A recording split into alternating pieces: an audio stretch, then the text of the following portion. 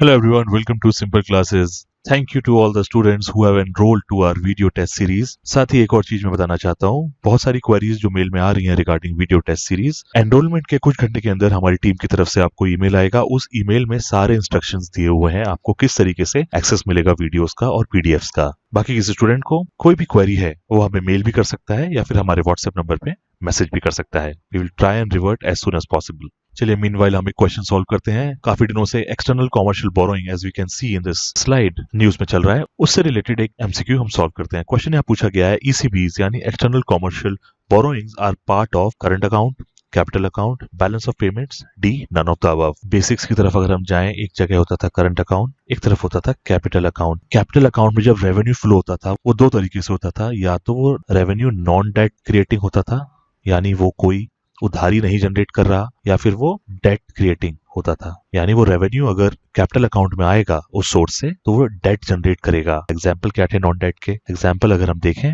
Foreign root से जो investment आता है एफडीआई, पोर्टफोलियो इन्वेस्टमेंट आता है एफपीआई, ये सारा तो इन्वेस्टमेंट है। अब कैपिटल अकाउंट में आ रहा है, एक चीज और हमने देखी थी, लॉन्ग टर्म। जो भी इन्वेस्टमेंट कैपिटल अकाउंट में आता है वो लॉन्ग टर्म के लिए आता है, और एफडीआई और एफपीआई दो नॉन डेट क्रिएटिंग सोर्सेस हैं कैपिटल अकाउंट में। वहीं पे डेट क्रिएटिंग सोर्सेस की बात करी जाए, यानी अगर हमने यहाँ से पैसा लिया तो ये पैसा हमें वापस देना होगा किसी न किसी फॉर्म में। ये हमने पढ़ा था ईसीबीज यानी एक्सटर्नल कॉमर्शियल बोरोइंग्स, और दूसरा था नॉन रेजिडेंट डिपॉजिट्स। जो नॉन रेजिडेंट्स होते हैं उनका डिपॉजिट जो हमारे यहाँ पे सेव होता है, दैट इज डेट क्रिएटिंग, क्योंकि ये भी फ्यूचर डेट में वापस देना पड़ेगा। और एक्सटर्नल कॉमर्शियल बोरोइंग्स, इनका नाम ही बोरोइंग्स है, मतलब उधारी ली है हमने। जब उधारी ली जाती है तो उधारी दी जाती है, hence it is a part of debt creating source under capital account. तो यहाँ से हमने क्या समझा, ईसीबीज क्या होते हैं, कैपिटल अकाउंट का पार्ट होते हैं। डेट क्रिएटिंग के सोर्सेज की बात करें तो तीसरा सोर्स ये भी माना जाता है जब हम बाहर से या किसी मल्टीलैटरल ऑर्गेनाइजेशन से कंसेशनल लोन्स लेते हैं,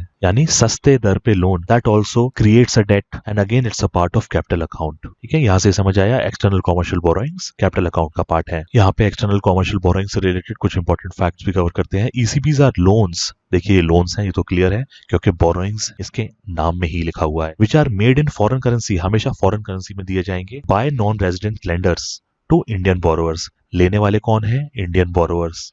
देने वाले कौन है? Non resident lenders. दिया जाएगा हमेशा रुपीज में नहीं जाएगा, फॉरेन करेंसी जैसे डॉलर्स, इसमें ही दिया जाएगा। Second statement, it typically has a 3 year minimum maturity length. Minimum maturity length जो होगी एक्सटर्नल कॉमर्शियल बोरोइंग के थ्रू जब आप लोन लेते हैं उसकी मिनिमम 3 साल होगी। एक्सटर्नल कॉमर्शियल बोरोइंग यानी ईसीबी की गाइडलाइंस और रेगुलेशंस की बात की जाए तो इंडिया में ये मैनेज करता है डिपार्टमेंट ऑफ इकोनॉमिक अफेयर्स, जो मिनिस्ट्री ऑफ फाइनेंस के अंदर आता है। और साथ में अगर हमारी एक्सटर्नल बोरोइंग्स की बात हो रही है, आरबीआई का नाम ना है, ऐसा कैसे हो सकता है? सुपरवाइज और रेगुलेशन किसके अंडर आता है? Department of economic affairs which is under ministry of finance along with RBI. ये पॉइंट हमने कवर करा। एक बहुत ही इंपॉर्टेंट फैक्ट, इकोनॉमिक सर्वे में ये चीज कवर की जाती है। टोटल एक्सटर्नल डेट की अगर बात की जाए, मेजर हिस्सा उस एक्सटर्नल डेट का वो यूएस डॉलर्स में रहता है।